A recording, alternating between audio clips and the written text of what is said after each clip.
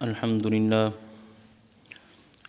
لله نحمده ونستعينه ونستغفره ونؤمن به ونتوكل عليه ونعوذ بالله من شرور أنفسنا ومن سيئات أعمالنا من يهده الله فلا مضل له ومن يضلل فلا هادي له ونشهد أن لا إله إلا الله وحده لا شريك له ونشهد أن سيدنا ومولانا محمدا عبده ورسوله أما بعد فأعوذ بالله من الشيطان الرجيم بسم الله الرحمن الرحيم يا أيها الذين آمنوا اذكروا الله ذكرا كثيرا وسبحوه بكرة وأصيلا اللهم صل على محمد وعلى آل محمد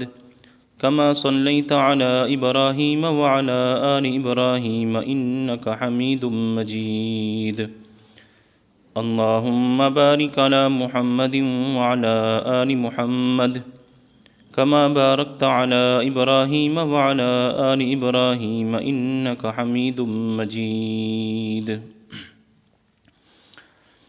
اللہ رب العزت نے انسان کو دنیا میں بہت عظیم مقصد کے لیے بھیجا ہے۔ قرآن کریم میں ہے وَمَا خَلَقْتُ الْجِنَّ وَالْإِنسَ إِلَّا لِيَعْبُدُونَ کہ میں نے انسان اور جنوں کو اپنی عبادت کے لیے پیدا کیا ہے۔ اس آیت کریمہ سے معلوم ہوا کہ انسان کا مقصد تخلیق وہ عبادت خداوندی ہے، اور یہ بہت عظیم مقصد ہے۔ اس لیے خوش قسمت، سعادت مند اور عقل مند انسان وہ ہے جو اس عظیم مقصد کو سامنے رکھ کر زندگی گزارتا ہے۔ رمضان المبارک کا مہینہ یہ عبادات کا مہینہ ہے، اس لیے اس مہینہ میں ہمیں خاص طور پر اس مقصد کو سامنے رکھنا چاہیے کہ اللہ رب العزت نے ہمیں پیدا بھی عبادت کے لیے کیا ہے، اور رمضان المبارک کا مہینہ یہ بھی ہمیں عبادت کے طور پر عطا کیا ہے۔ تو اس لیے بطور خاص اس مہینہ میں عبادات کا زیادہ سے زیادہ اہتمام کرنا چاہیے،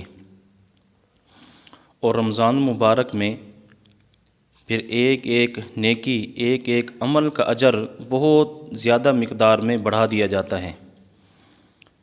اگر کوئی آدمی نفل عمل کرتا ہے تو اس کا ثواب فرض کے برابر کر دیا جاتا ہے، اگر فرض ادا کرتا ہے تو اس کا ثواب بڑھا کر 70 فرائض کے برابر کر دیا جاتا ہے۔ تو اس لیے ہمیں اس مہینہ میں عبادات کا بہت زیادہ اہتمام کرنا چاہیے۔ پھر عبادات کے مختلف درجات ہیں، بعض عبادات فرض کے درجہ میں ہیں، بعض عبادات واجب کے درجہ میں ہیں، بعض عبادات سنن کے درجہ میں ہیں، اسی طرح بعض عبادات نفل اور مستحب کے درجہ میں ہیں۔ تو وہ عبادات جو فرض واجب کے درجہ میں ہیں ان کی ادائیگی تو ہر حال میں ضروری ہے، ان کی ادائیگی کے بغیر تو کوئی چارہ اور چھٹکارا نہیں ہے۔ اور اس کے ساتھ ساتھ جو نفلی عبادات ہیں وہ بھی شریعت میں مقصود اور مطلوب ہیں، اگرچہ ان کی ادائیگی فرائض اور واجبات کی طرح ضروری نہیں ہے، لیکن شریعت میں جہاں فرائض کی، واجبات کی، سنن کی ترغیب دی گئی ہے وہاں نفلی عبادات کی بھی بہت زیادہ ترغیب دی گئی ہے۔ اس کے فضائل، فوائد، برکات، ثمرات یہ بیان کیے گئے ہیں۔ تو اس لیے جہاں ہم فرائض کا اہتمام کرتے ہیں، واجبات کا اہتمام کرتے ہیں، تو وہاں ہمیں نفلی عبادات کا بھی بہت زیادہ اہتمام کرنا چاہیے۔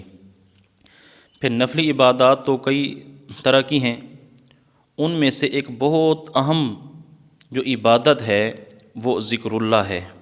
اللہ رب العزت کا ذکر کرنا ہے، اللہ رب العزت کو یاد کرنا ہے، تو یہ نفلی عبادات میں ایک بہت اہم، اور اگر اس کو یوں کہا جائے کہ سب سے بڑا عمل ہے تو یہ بے جا نہیں ہوگا، کیونکہ قرآن کریم کے اندر ہے وَلَذِكْرُ اللَّهِ اکبر، کہ اللہ رب العزت کا ذکر یہ سب سے بڑی چیز ہے۔ جیسے اللہ رب العزت کی ذات سب سے بڑی ہے، تو اللہ رب العزت کا جو ذکر ہے یہ بھی سب سے بڑا ہے۔ اس لیے نفلی عبادات کے اندر ذکر اللہ کو بہت اہمیت حاصل ہے۔ تو جو آیت میں نے آپ حضرات کی خدمت میں تلاوت کی ہے، اس آیت میں اللہ رب العزت نے دو چیزوں کا حکم دیا ہے۔ نمبر ایک، اذکروا اللہ ذکرا کثیرا، ایک تو یہ فرمایا کہ اللہ کا ذکر کثرت کے ساتھ کرو، اور دوسرا حکم دیا وسبحوہ بکرۃ واصیلا، کہ صبح و شام اللہ تعالیٰ کی تسبیح، اللہ تعالیٰ کی پاکی بیان کرو۔ تو ان آیات کی تفسیر اور تشریح میں تین باتیں آپ حضرات کی خدمت میں عرض کرتا ہوں۔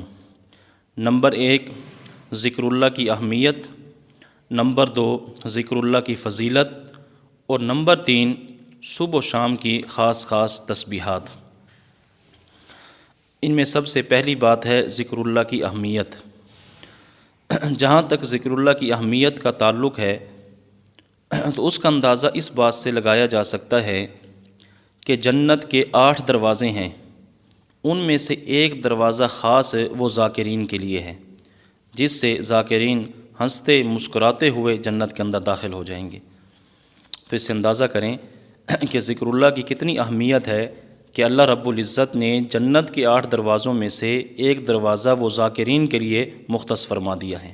اسی طرح حدیث پاک میں ہے، نبی کریم صلی اللہ علیہ وسلم نے فرمایا، مثل الذی یذکر ربہ والذی لا یذکر ربہ مثل الحی والمیت، فرمایا کہ وہ آدمی جو ذکر کرتا ہے اور وہ آدمی جو ذکر نہیں کرتا، ان کی مثال زندہ اور مردہ کی سی ہے، کہ ذکر کرنے والا وہ زندہ کی طرح ہے اور ذکر نہ کرنے والا وہ مردہ کی طرح ہے۔ محدثین اس کا مطلب یہ بیان فرماتے ہیں کہ جو انسان ذکر کرتا ہے اس کا دل زندہ رہتا ہے، اور جو ذکر سے غافل رہتا ہے، ذکر نہیں کرتا، اس کا دل مر جاتا ہے۔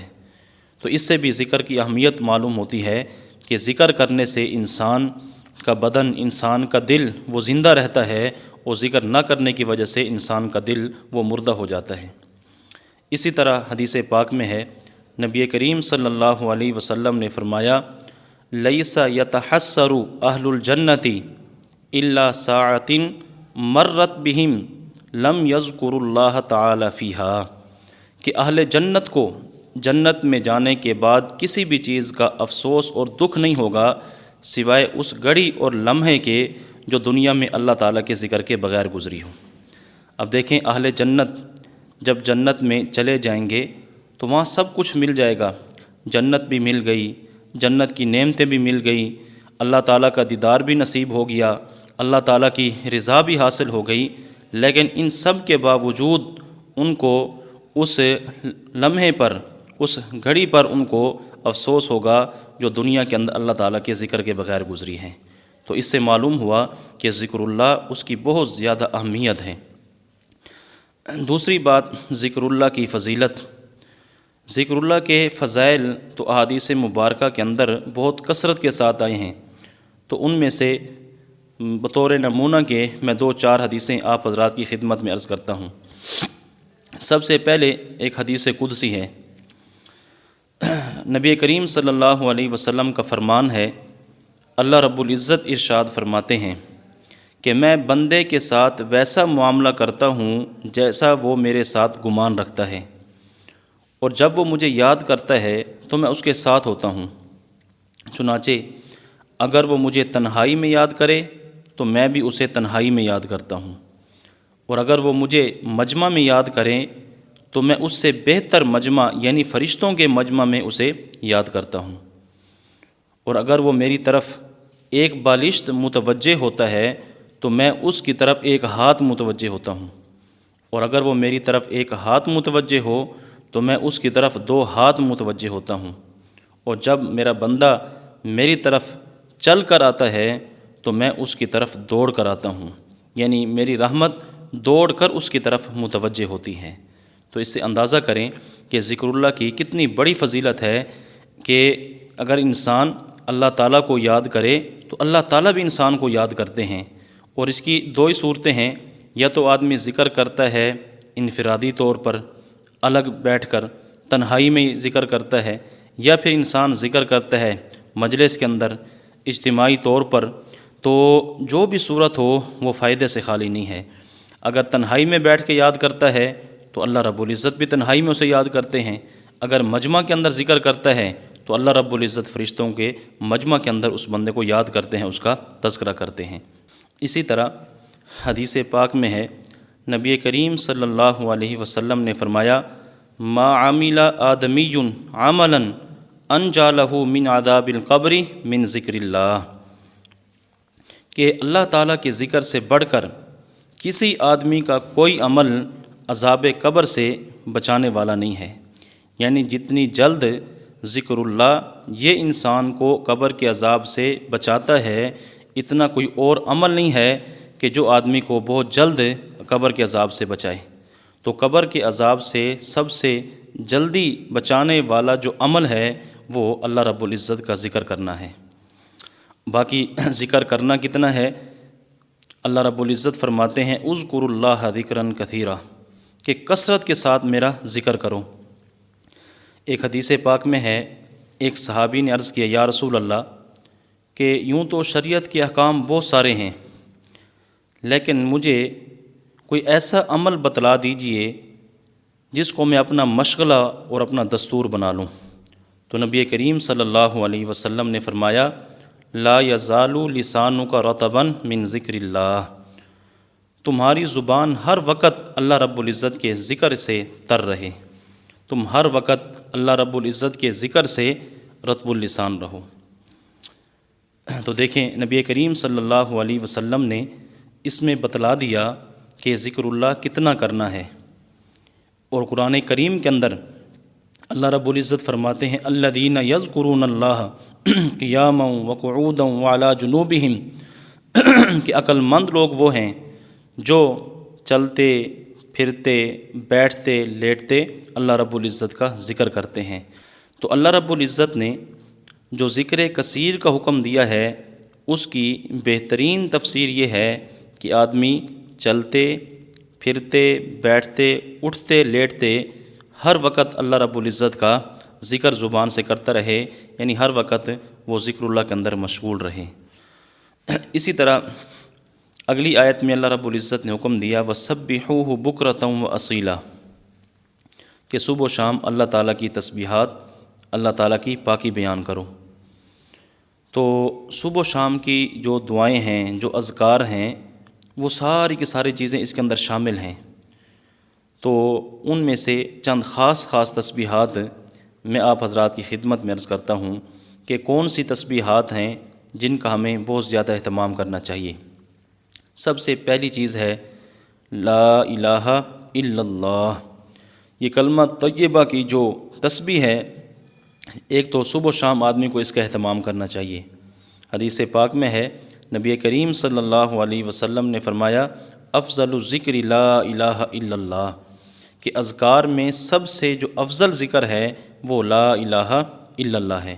تو اس لیے ایک تو صبح و شام ذکر لا الہ الا اللہ کی تسبیح، اس کا اہتمام کرنا چاہیے۔ ایک حدیث پاک میں ہے، حضرت ابو ذر غفاری رضی اللہ تعالیٰ عنہ فرماتے ہیں کہ میں نے عرض کیا، یا رسول اللہ اوصنی، مجھے کوئی وصیت فرما دیجئے۔